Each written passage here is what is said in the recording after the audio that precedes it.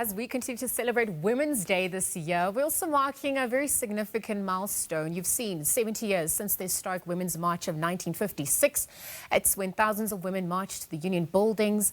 And so it becomes vital that we don't only look back at where we've come from, but perhaps also looking at where women are today, the spaces they're occupying, the barriers that still remain, but also what we're doing to make the journey just a little bit easier for the women coming behind us.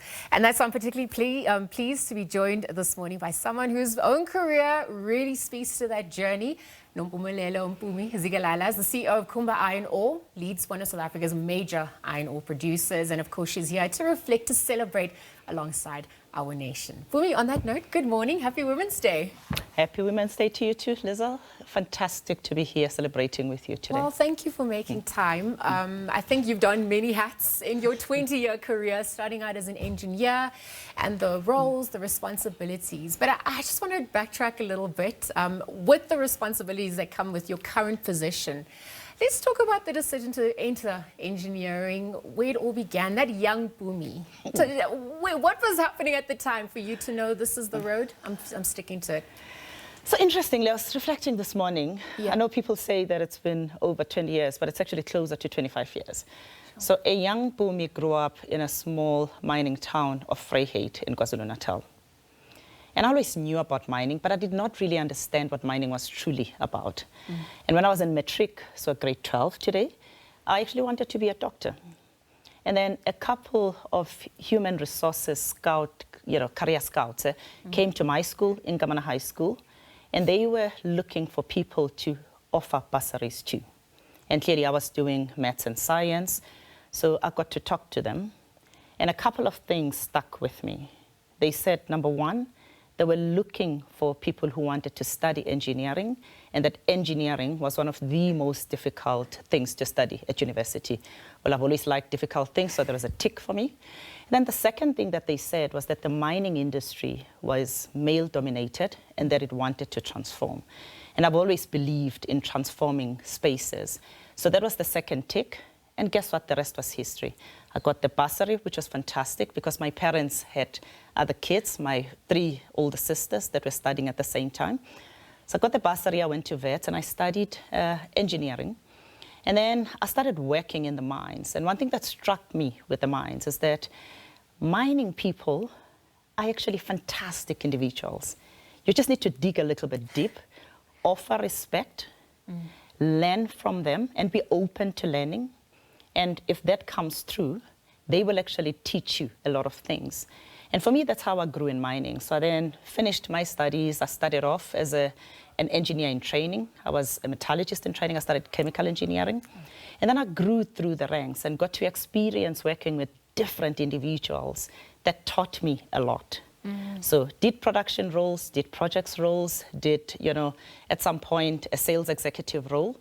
But my love has always been in mining because of the difference that mining makes when it comes to the communities. And for me, that goes back to where I grew up in Vryheid, which was a mining town. Yeah. And that's why I'm still in mining today.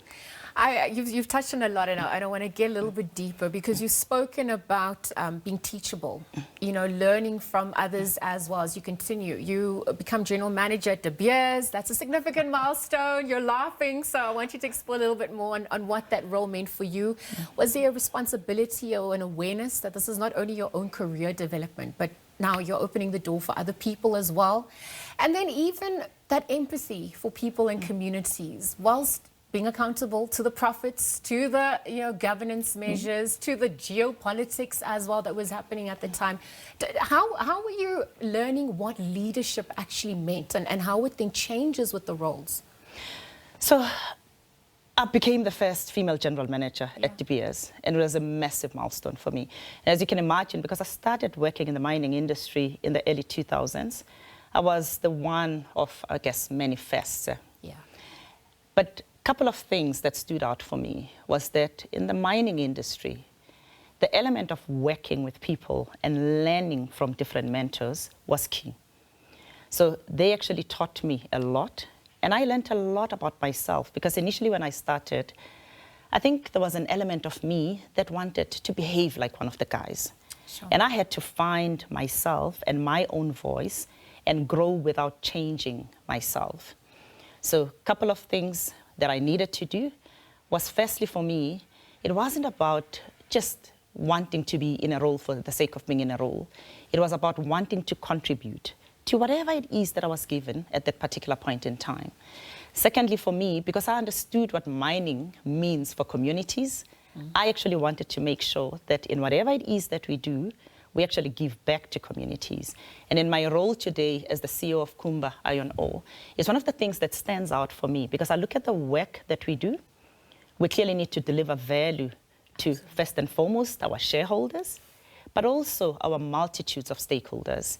And for us, that starts with our communities, so the communities of John Taule Haidzewi, as well as the community of Tsantsabane, which are Northern Cape communities, because ultimately, our purpose is to reimagine mining to improve people's lives. Yeah.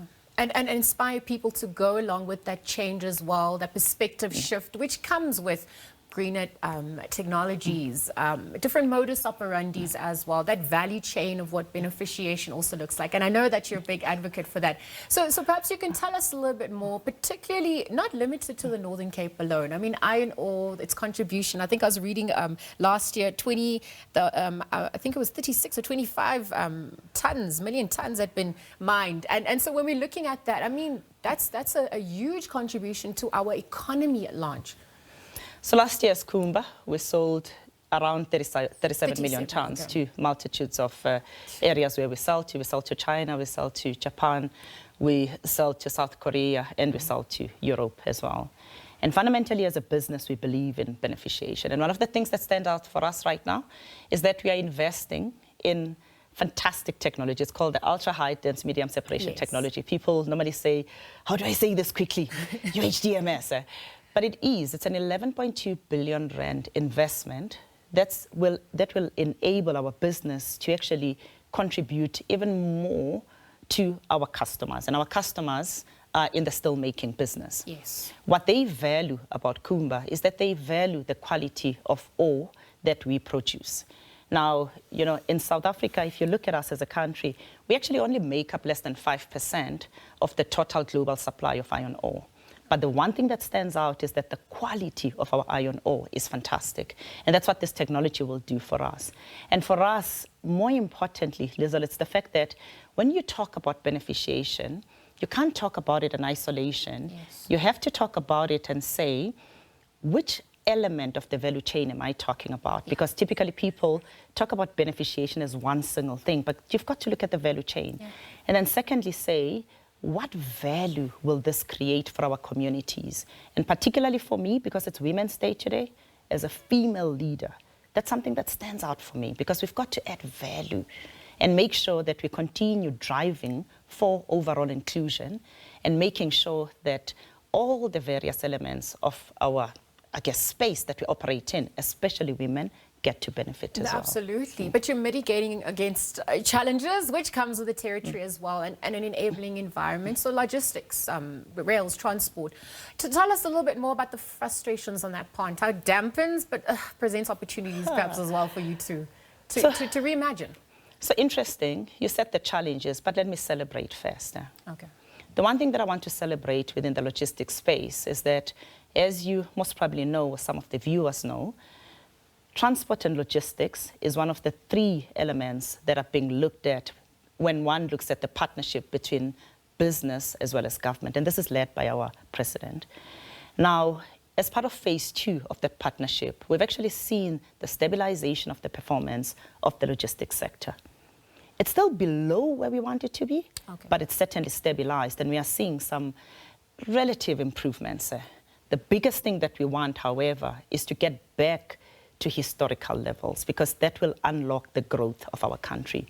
So one of the biggest elements that we're looking at is not just the performance space, where we work very closely with Transnet, another female leader, another fantastic female leader, but also looking at what policy reforms can actually do to allow for greater private sector participation to improve the rate of, I guess, the improvement that we would like to see in that space. Yeah, because the baton has to be handed over. There's the next generation you're also looking at, and I know mentorship is key. So whilst you keep that engine running as well, because it's 1956, 70 years later, If you had Rahima Musa, Sophie Brain, Lenin Ngoyi, if they were in the room, what would you say about what's happening in 2026 vis-a-vis what happened there as you took on the baton and then you get to hand the baton now over as well? So a couple of things. Firstly, I'd say to them, Mama Olilion Ngoyi, Mama Helen Joseph, Mama Sophie de Brain, I'd say to them, thank you so much for what you did for our country and the women of our country then.